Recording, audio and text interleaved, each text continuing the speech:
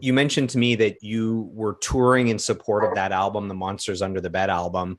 So Yep. I went and listened to it front to back to make sure I was Mhm. familiar. And Mhm. here are my notes. Let me know if you agree with this. So listening to the album, my notes are badass guitar riffs, powerful vocals, great harmonies, big choruses, drums that are very snappy and driving. Is that all Yep. pretty accurate? I would say 100%. Jorn Anderson was the drummer that played on that.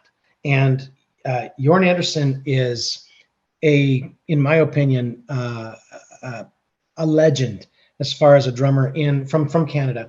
I first learned of Jorn when I was teaching. Around the time I was teaching Richard Beto, he was playing with Corey Hart. But I didn't know that prior to Corey Hart, he had played in Flood, which was a band that I had joined and did their last record. So I had to follow in his footsteps. Next thing you know, I'm doing gigs with Alana Miles, and I had to again learn all the stuff that Jorn was doing. And then, of course, here I am playing on these Honeymoon Suite dates, and again lifting all of Jorn's stuff. Jorn is such a fabulous player. Snappy is a good word. My description of Jorn playing drums is a guy who plays like he's sitting on a couch. He's just so there, he's just got it.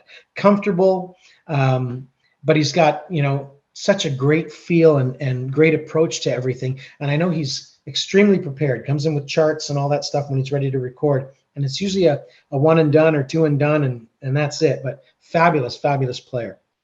And what were the shows like in support of that album? Was there a favorite song off that album that when you looked at the set list and you saw one specific song coming that got you really excited? I like the song "It's Only Love," "All Along You Knew." Say You Don't Know Me, of course. That one right off the top. Wow, and it's just got so much punch to it, right? And and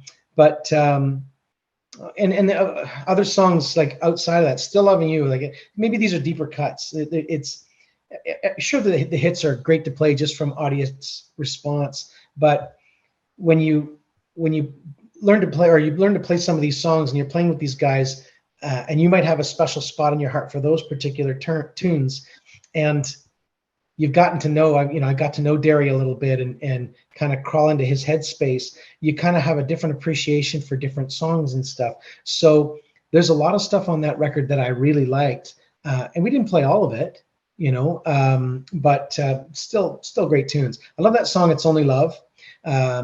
Little Sister.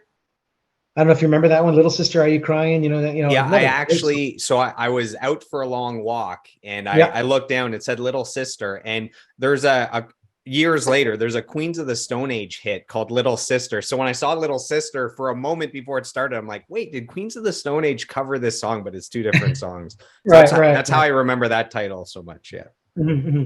No, Johnny's great. Singer, wow, and he just night after night after night after night. Another one of these guys that's got cast iron lungs.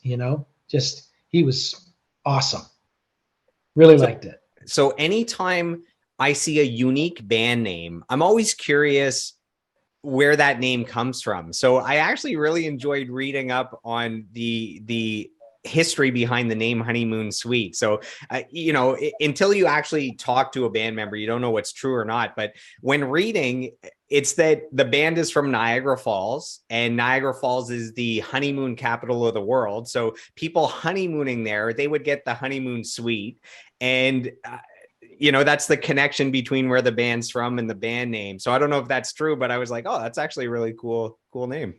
Makes perfect sense to me, and I think it's a great name. Yeah, Excellent name. Yeah. that is a good name.